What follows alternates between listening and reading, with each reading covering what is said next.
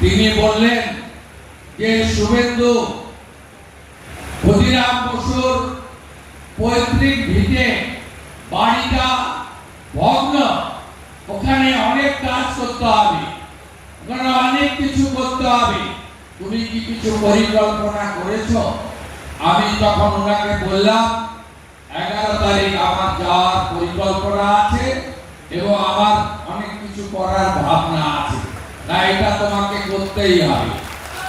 আমি অমিত শাহজিকে ধন্যবাদ জানাই, কৃতজ্ঞতা জানাই যে তিনি কেশপুরের মোহমনির কথা, এই বীর বিপ্লবীর কথা আমাকে উপদেশ এবং নির্দেশের আকারেও তিনি দিয়েছেন, তা আমি আরো উদ্বুদ্ধ হয়েছি।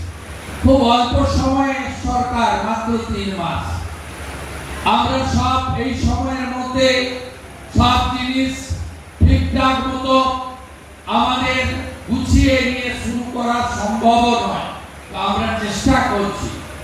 আমাদের একটু সময় লাগবে, সব করে দেব।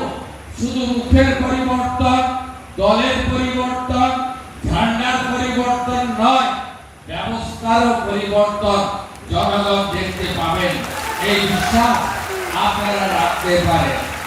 আমি মাননীয় জেলা শাসক মহোদয়া, যিনি মোহবনী উন্নয়ন পর্ষদের চেয়ারম্যান, মানে প্রশাসকও বটে বর্তমান, তার কাছ থেকে পরিকল্পনা পেয়েছি।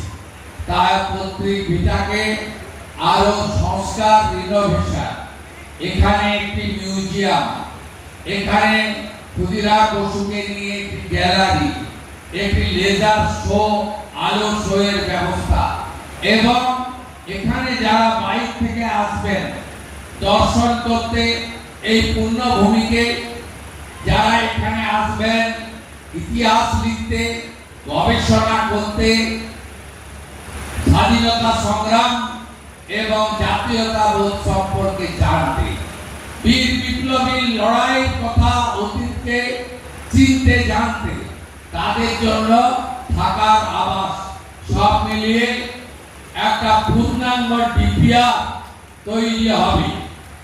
পূর্ণাঙ্গ ডিপিআর তৈরি করলে তার অর্থের কোনো অভাব হবে না।